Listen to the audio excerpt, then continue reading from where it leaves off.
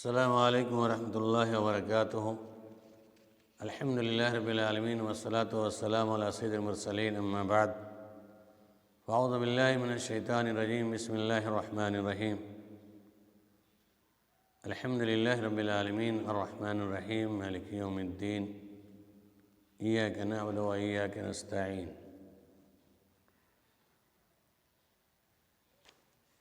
میرے دینی بھائیو، بزرگوں، دوستو، جیسا کہ میں نے آصف زدہ کے لیے، جادو کے توڑ کے لیے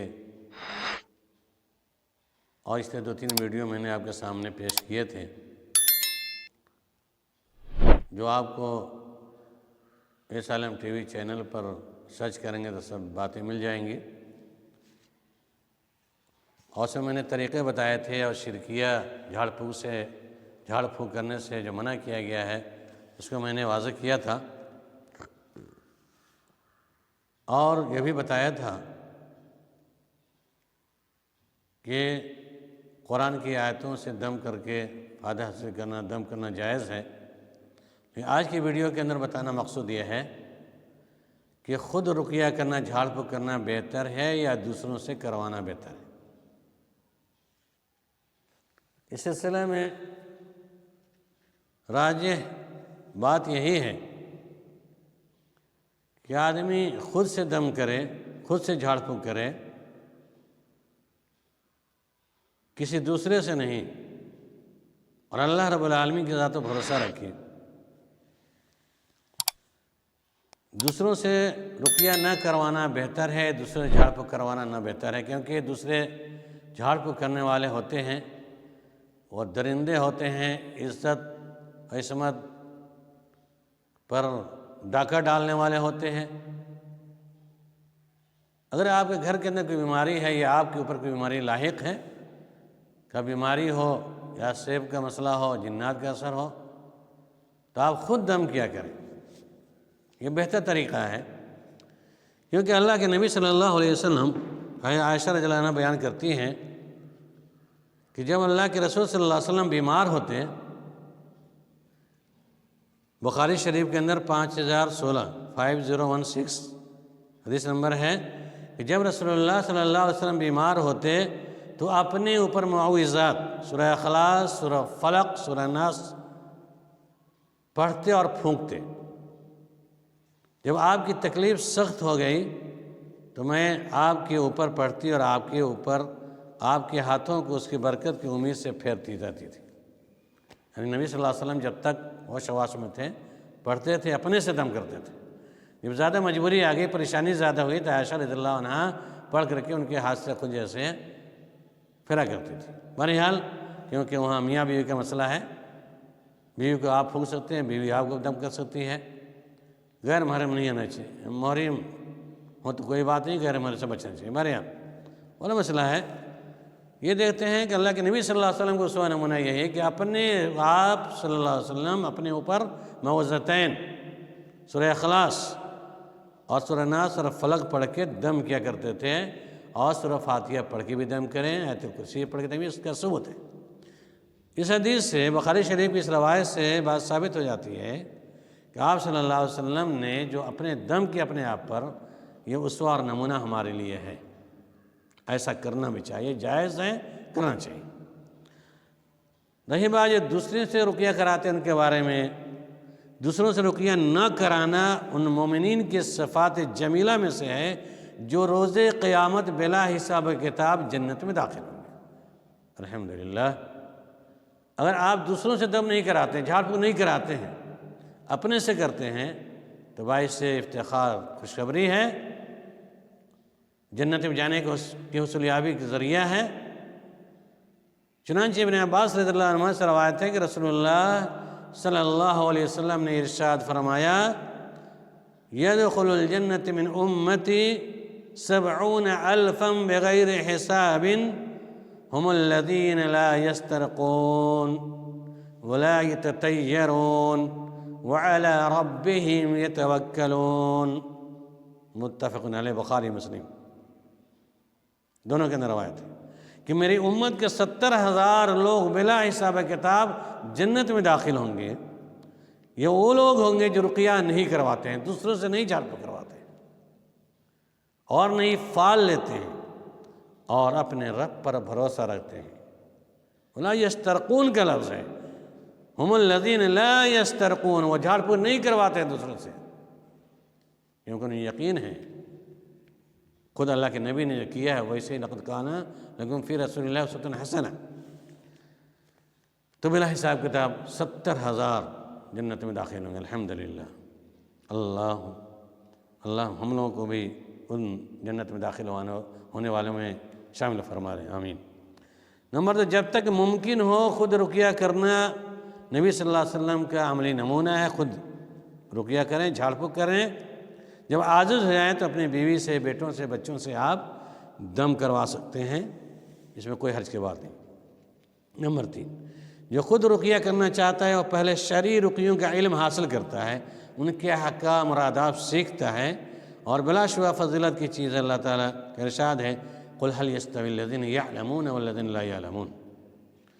نمبر 4، شرعی رقیہ کرنے والا اللہ کا ذکر کرتا ہے، جو اللہ کا ذکر کرتا ہے اللہ اس کے ساتھ ہوتا ہے، کیونکہ ابو ہریرہ رضی اللہ تعالیٰ عنہ سے مروی ہے کہ رسول اللہ صلی اللہ علیہ وسلم نے فرمایا، حدیث قدسی ہے، اللہ کے نبی صلی اللہ علیہ وسلم کے رب العالمین کہتا ہے، قال اللہ تعالیٰ فرماتا ہے میں اپنے بارے میں اپنے بندہ کے گمان کے پاس ہوتا ہوں اور اس کے میں ساتھ ہوتا ہوں، جب وہ میرا ذکر کرتا ہے تو میں اس کو اپنے نفس میں ذکر کرتا ہوں، اور اگر وہ کسی جماعت میں ذکر کرتا ہے تو میں اس کا ذکر اس سے بہتر جماعت فرشتوں کی جماعت میں کرتا ہوں، ایک ہاتھ مجھ سے بڑھتا ہے میں 2 ہاتھ بڑھتا ہوں۔ بہرحال تو اللہ رب العالمین سے قربت کا ذریعہ ہے خود اپنے آپ پر دم کرنا، جھاڑ پھوک کرنا۔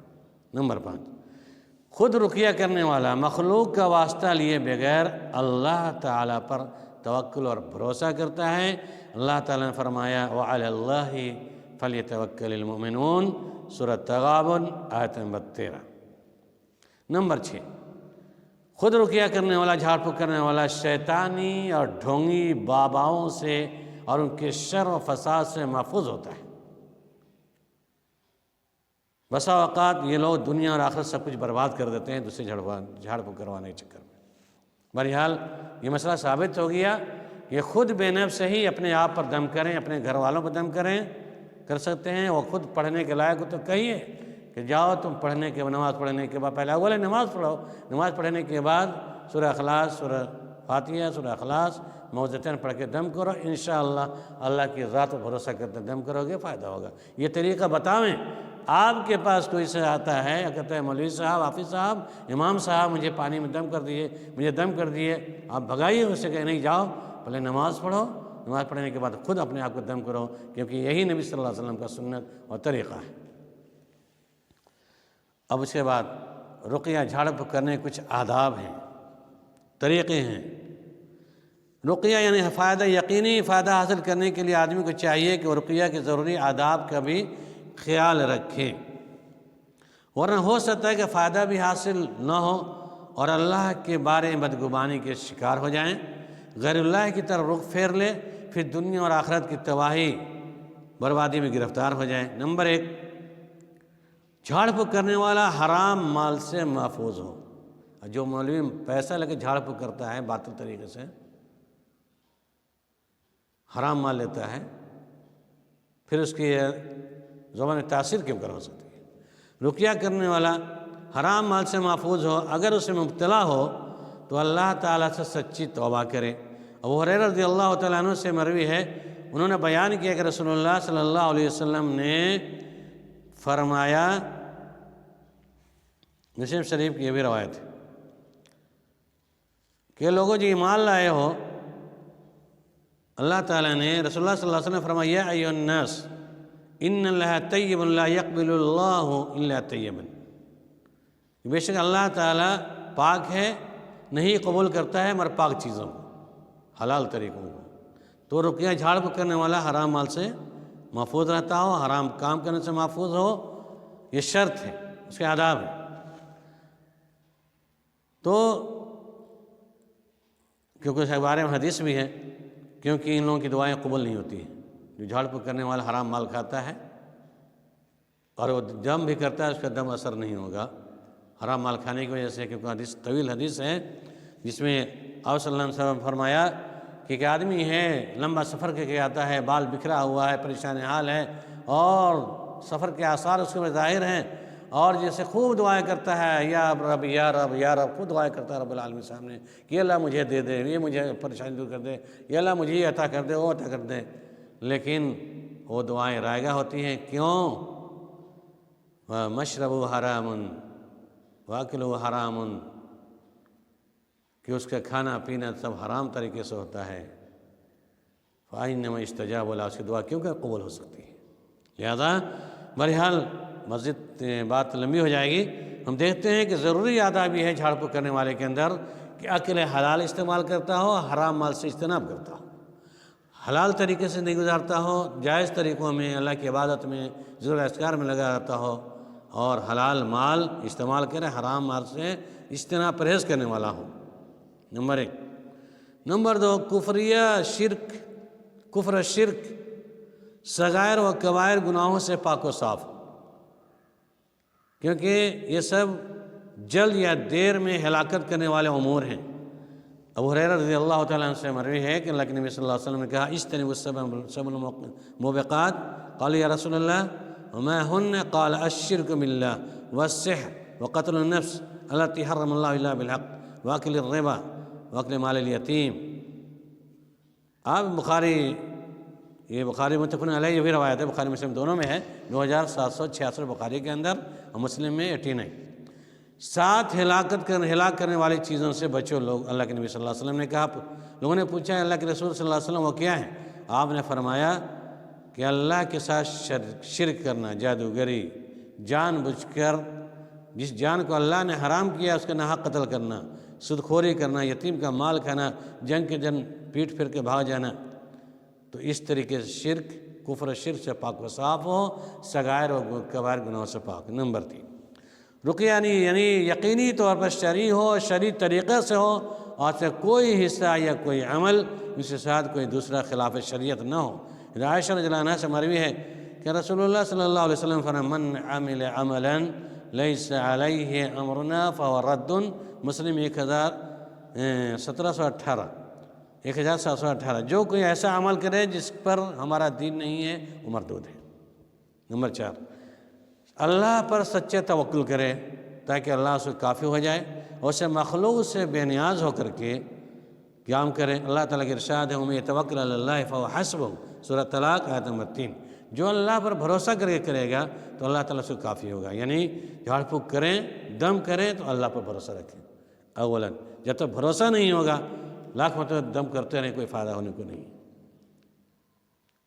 اور جو اللہ پر توکل نہیں کرتا وہ شیطان پر بھروسہ کرتا ہے، شیطان کے پھندے میں پھنس جاتا ہے، اور اللہ رب العالمین نے شیطان سے پناہ مانگنے کی تلقین فَإِذَا قَرَأْتَ الْقُرْآنَ فَاسْتَعِذْ بِاللَّهِ مِنَ الشَّيْطَانِ الرَّجِيمِ، سورہ معوذتین پڑھیے، شیطان سے محافظت ہوگی۔ اسی طریقے سے 5واں طریقہ ہے شفا اور آرام تک، جب تک کہ فائدہ حاصل نہیں ہو جائے اس سے رقیہ کی پابندی کرتے رہیں۔ ایسا نہیں کہ ایک مرتبہ دم کیا چھوڑ دیا نہیں فائدہ، 2 مرتبہ کیا، 3 مرتبہ کیا نہیں فائدہ چھوڑ دیا، نہیں، لگاتار آپ کو دم کرنا ہے، اکتا کر کے کبھی نہیں چھوڑنا ہے۔ ہو سکتا ہے اللہ تعالیٰ اسے شفا نہ دے کر کے مزید اس کو آزمائش میں ڈالتا اور لمبی آزمائش میں مبتلا کرے، تو اس آزمائش پہ بھی صبر کرنا ہے، دعا کرنا ہے، اور دم کرتے رہنا ہے، اللہ سے توکل بھروسہ رکھتے اللہ پر دعاؤں کو پڑھ کے دم کرتے رہنا ہے۔ یہ مومن کی علامت ایسے بار بار کرتے رہنا ہے، کیونکہ اللہ کے رسول صلی اللہ علیہ وسلم نے فرمایا کہ یہ بھی بخاری کی مسلم کی روایت 6340 بخاری شریف اور مسلم 2725 کہ تم میں سے کوئی شخص جب تک جلدی نہ مچائے اس کی دعا قبول کی جاتی ہے۔ کہے کہ میں نے دعا کی، یہ نہ کہے کہ میں نے دعا کی میری دعا قبول نہیں ہوئی، ایسا کبھی نہیں کرنا چاہیے۔ آپ دعا کرتے رہیں، دم کرتے رہیں، اللہ بھروسہ رکھیں، انشاءاللہ فائدہ ہوگا۔ تو یہ رہی باتیں جھاڑ پھونک کرنے کے طریقے سے خود سے جھاڑ پھونک کرنا بہتر ہے، افضل ہے، اسوہ نبی ہے، اس کے بعد جھاڑ پھونک کریں۔ اور اس کے آداب بتائے گئے ہیں کہ حرام مال سے اجتناب، شرکیہ اعمال سے اجتناب، کفر و شرک، صغائر و کبائر گناہوں سے اجتناب، اور اللہ پر بھروسہ کرتے ہوئے کرنا چاہیے، انشاءاللہ فائدہ مند ہوگا۔ اللہ رب العالمین دعا کے بارے اللہ ہم تمام سامعین کو اپنی مصیبت کے وقت، پریشانی کے وقت اپنے آپ پر دم کرنے کی توفیق عنایت فرماوے۔ آمین ثم آمین۔ السلام علیکم۔